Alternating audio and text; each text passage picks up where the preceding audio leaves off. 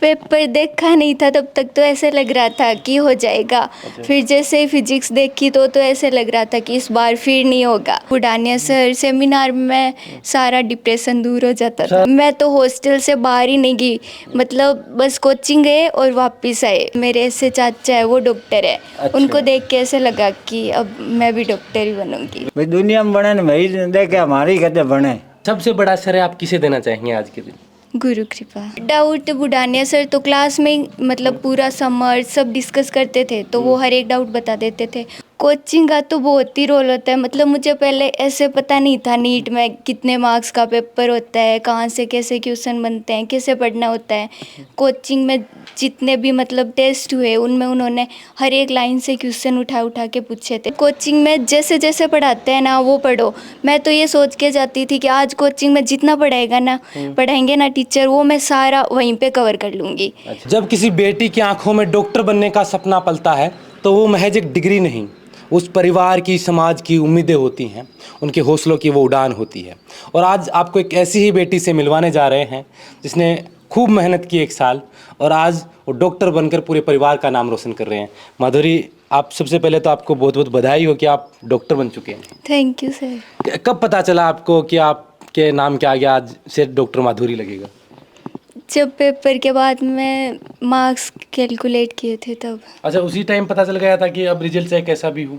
हाँ, मतलब थोड़ा लग तो रहा था कि कम है मार्क्स। फिर टीचर से पूछा तो उन्होंने बता दिया कि बेटा अच्छा। कौन सी रैंक, कितने मार्क्स हैं आपके? मेरे 579 मार्क्स है और मेरी ऑल इंडिया रैंक 3720 है। ठीक है। जिस समय पिछला पेपर भी आपने देखा होगा और जिस हिसाब का वो पेपर आया था, आसान पेपर, 720 वाले भी बहुत थे उस टाइम, 600 650 नंबर वालों को पूछ ही नहीं रहे थे कोई। तो और अचानक ऐसा पेपर आ गया, अब की बार बोलेंगे टफ पेपर आया था।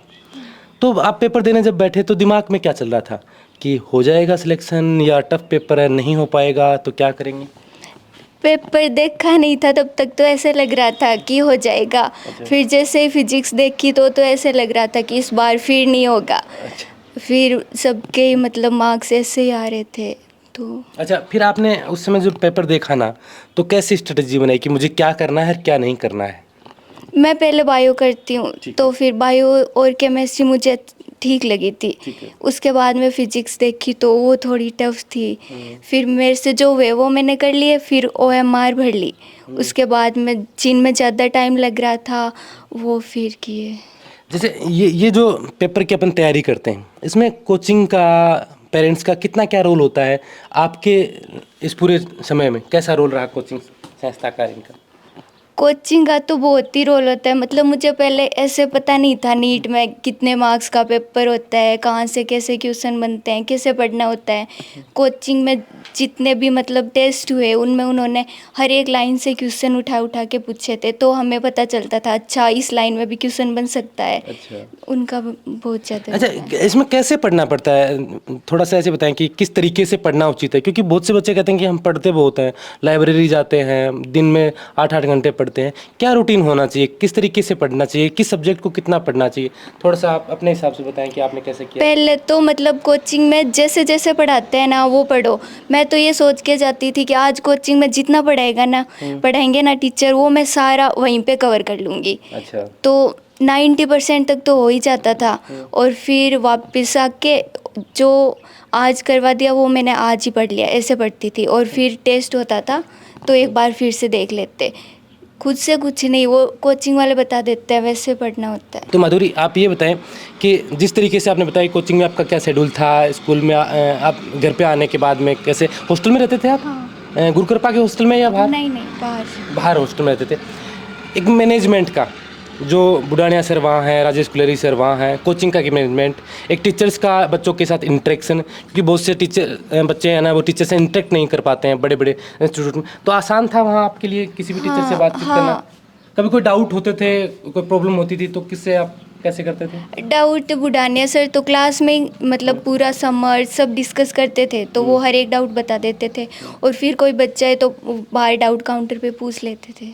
अच्छा, पूरे साल का अगर इन्वायरमेंट की बात करें, सीकर में बहुत सी कोचिंगें हैं, बहुत से बच्चे हैं, और आप जैसे बाहर रहते हैं तो आप सुनते भी होंगे बहुत से बच्चे घूमते हैं, फिरते हैं, ऐसे डिस्ट्रैक्ट हो जाते हैं अपने मिशन से। आपको कभी ऐसा महसूस हुआ कि यार जो करने आए थे वो नहीं कर पा रहे हैं, नहीं। या फिर गोल बना के लेके गए थे कि भाई? हाँ, मैं तो हॉस्टल से बाहर ही नहीं गई, मतलब बस कोचिंग गए और वापस आए। कभी भी बाहर घूमने ही नहीं जाते थे, हॉस्टल में ही रहते। अच्छा, डॉक्टर बनने का सपना किसका था, आपका या आपके घर वालों का? मेरा ही था। कब कब ऐसे डिसाइड किया कि भाई 10th के बाद में जब आप बायोलॉजी लेते हैं तब आप सोचते हैं कि भाई मेडिकल लाइन में जाएंगे या कुछ करेंगे, तो आपने उसी टाइम सोचा था? नहीं, तब तक तो पता ही नहीं था। 11th-12th में लॉकडाउन था, हाँ। तो वैसे घर पे बैठे थे। उसके बाद में बीएसटीसी का एग्ज़ाम दे दिया ऐसे ही। और उसके बाद में मतलब मेरे ऐसे चाचा है, वो डॉक्टर है। अच्छा। उनको देख के ऐसे लगा कि अब मैं भी डॉक्टर ही बनूंगी। बिल्कुल। अब आप डॉक्टर बनकर क्या, देखो डॉक्टर को कहते हैं कि समाज में एक भगवान का दूसरा रूप डॉक्टर ही होता है, और जब लड़की हो तो और भावनात्मक रूप से उन्हें देखा जाता है। आप कैसा डॉक्टर बनना चाहते हैं?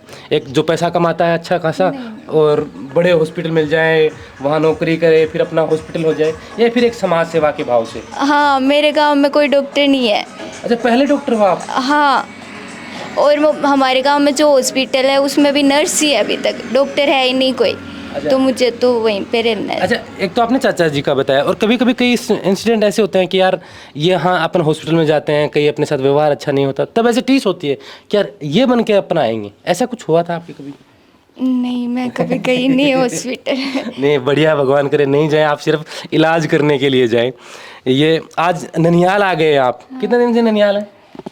कब से ही हूँ मैं, 14 तारीख से हूँ। अच्छा, तो सिलेक्शन होते ही ननिहाल वालों ने बुलाया? उससे पहले वाली 14 तारीख। उससे पहले वाले, मतलब रिजल्ट का भी इंतजार नहीं किया? नहीं, ननिहाल से पता तो था ही कि हो ही जाएगा, तो यहीं पे सेलिब्रेट करते हैं। बिल्कुल बिल्कुल। आप आज नाना जी इनके साथ हैं, इनकी मामियाँ इनके साथ हैं, और जब मैं आपके पापा से बात कर रहा था तब वो बता रहे थे कि वो तो ननिहाल ही है, तो मैं चलो मैं ननिहाल जाके ही बात करूंगा आपकी बार, क्योंकि पेरेंट्स से तो बहुत बात करते हैं, नाना नानी से भी बात करें, उनको भी तो उतनी खुशी होती है जितनी माँ बाप को होती है।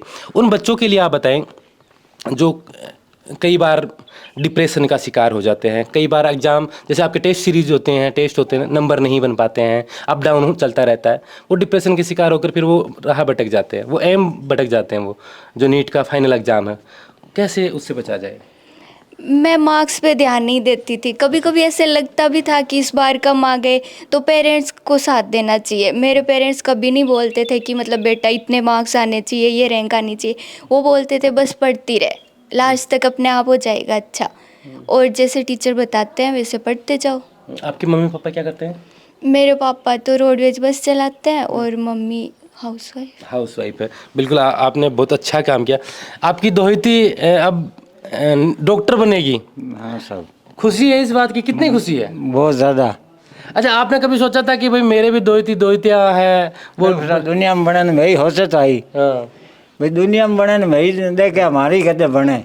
तो आप यूँ मिलता कि कदे जब डॉक्टर बनने सीकर गई? मैं तो खो गया इंसान, मैं तो कौन गया, कोई मामा ने भेजिया। अच्छा, एक दो बार लेकिन आप डॉक्टर बनने पहले आगे थारकन समय पहले थारकन यही है। पहले नाना ने बुलाओ बच्चे। हाँ, तो अब तो ब्याह शादी करना पड़ेगा धूमधाम। सब ब्याह शादी करियोड़ो बेचारी को करियोड़ो है। अच्छा, पहले ही कर दियो हाँ। डॉक्टर बनना पहले ही? हाँ। अच्छा, अब और भी है सपना है कि भाई और भी बच्चा है, और भी अपना और भी पोता है पोती है, सब कामयाब हुए। मैं तो आई के वहाँ एक पोती है, आज सोम गई उड़ी है बा थारे BST बा पेपर देने। पेपर जमा कराउन बे। अच्छा। पाना। तो ये हर परिवार में ये उम्मीदें होती हैं बच्चों के प्रति कि उनका बच्चा भी समाज की उस मुख्य धारा में आ जाए कि जहाँ बड़े सपने देखे जाते हैं, जहाँ शहरों के बच्चे सपने देखते हैं, गाँवों में भी वो उम्मीदें अब जगने लगी हैं। और माधुरी जैसी होनहार, संयम रखने वाली, संस्कारी जो लड़कियां हैं, वो उन बड़े शहरों में जाकर ये साबित कर देती हैं कि टैलेंट तो गांव में भी बसता है। माधुरी, आखिर में आप वो बताएं कि जो बच्चे अब 25-26 में तैयारी कर रहे हैं, या जिनका सिलेक्शन इस वजह अब की बार नहीं हुआ, वो अचानक हार्ड पेपर मान लो या कोई भी वजह से वो नहीं हो पाए, आगे कैसे तैयारी करें? उनके लिए कोई मंत्र बता दें आप कि ये शॉर्ट ट्रिक है, इस तरीके से पढ़ लो, इस तरीके से पेपर देना, श्योर आपका सिलेक्शन होगा। हमेशा पढ़ो, जैसे मतलब ऐसे नहीं है कि आज पढ़ लिया तो कल नहीं पढ़ेंगे। जो डेली करवाए वो डेली पढ़ो, तो उतना जितना करो पढ़ाया बस। गया उतना डेली पढ़ो। हाँ। ठीक है, कोई 3 बातें आपको मेरे को बतानी है। ठीक है, एक तो ये हो गया। और जैसे डाउट वगैरह आ जाए तो कई बार हो जाता है ना कि भाई ये डाउट आ गया, अब नहीं होगा आगे, या उसको तुरंत क्लियर करें या उसको पेंडिंग रख ले आगे कंटिन्यू नहीं, करें? नहीं, पेंडिंग कुछ भी नहीं रखना है, क्योंकि एक बार कर लिया वो कर लिया, फिर कभी नहीं होगा, ऐसे रख के नहीं कर सकते। अच्छा, हाँ नहीं नहीं आराम से बोलो, कोई कोई बात नहीं, आराम से, इसमें कट लग जाएगा कोई। अच्छा। हाँ, दोबारा बताओ, अब मैं दोबारा पूछ रहा हूँ। माधुरी, आप वो बताएं कि जो 2025 में जिनका नीट का सिलेक्शन नहीं हो पाया या जो अब की बार पहली बार एग्जाम में बैठेंगे, उनके लिए आप जैसे लोग एक मिसाल के तौर पर होते हैं। वो आपको देखकर आगे बढ़ते हैं, वो आपकी बातें सुनकर उनको फॉलो करते हैं कि माधुरी कैसे पढ़ी, महेश कैसे पढ़ा था, आपका जो फर्स्ट रैंकर आपकी कोचिंग का आया था वो कैसे पढ़ा। वो जानना चाहते हैं कि उनकी स्ट्रेटेजी क्या थी। भाई पढ़ते सब है, सही तरीके से कौन पढ़ता है, तो आप क्या उनको मंत्र बताना चाहेंगे? पहला तो कि जो क्लास में पढ़ लिया वो डेली कवर करो, और फिर दूसरा डाउट कुछ भी मत रखो, जो डाउट आए वो उसी टाइम पूछ लो, या तो क्लास में पूछ लो, नहीं तो डाउट काउंटर पे, और पेपर सारे सोल्व करो। कोई मतलब ऐसे होता है कि इस बार पेपर में मार्क्स कम आ रहे हैं तो हम कैलकुलेट ही नहीं करते, रहने देते हैं। पेपर पूरा सोल्व करो, हर एक पेपर के डाउट सोल्व करो। तो आपको कोचिंग के अंदर इस चीज़ की पहले से तैयारी कराई जाती है कि भाई आप चाहे मॉडरेट पेपर आए, चाहे आसान पेपर आए, चाहे हार्ड पेपर आए, सब टाइप के पेपरों की तैयारी की जाती है? हाँ, सारे टाइप के, मॉडरेट, हार्ड, सारे टाइप के पेपर। कोचिंग में जब आप बच्चे डिप्रेशन में हो जाते हैं, कई बार पेपर हार्ड पेपर देते हैं, बच्चों का स्कोर नहीं बनता है, तो मोटिवेशन के तौर पर सबसे आगे कौन आता था? जैसे बुढ़ानिया सर, राजेश सर, कौन कौन आते थे? हाँ, टीचर सी बुढ़ानिया सर, सेमिनार में सारा डिप्रेशन दूर हो जाता था। सारा डिप्रेशन, सारा। बिल्कुल। सबसे बड़ा श्रेय आप किसे देना चाहेंगे आज के दिन? गुरु कृपा। गुरु कृपा, बिल्कुल। ये माधुरी थी जिन्होंने अपने सक्सेस स्टोरी में किन संघर्षों का सामना किया, किन परिस्थितियों में ये आगे बढ़ी, कैसे इन्होंने तैयारी की, वो तमाम बातें आपके साथ रखी। आप इस वीडियो को लेकर आपकी क्या राय है, कमेंट कर आप ज़रूर बताएं। मिलते हैं किसी और माधुरी, किसी और महेश से अगले वीडियो में। आप देख रहे थे बोल हिंदुस्तान, मजे कुमार, नमस्कार।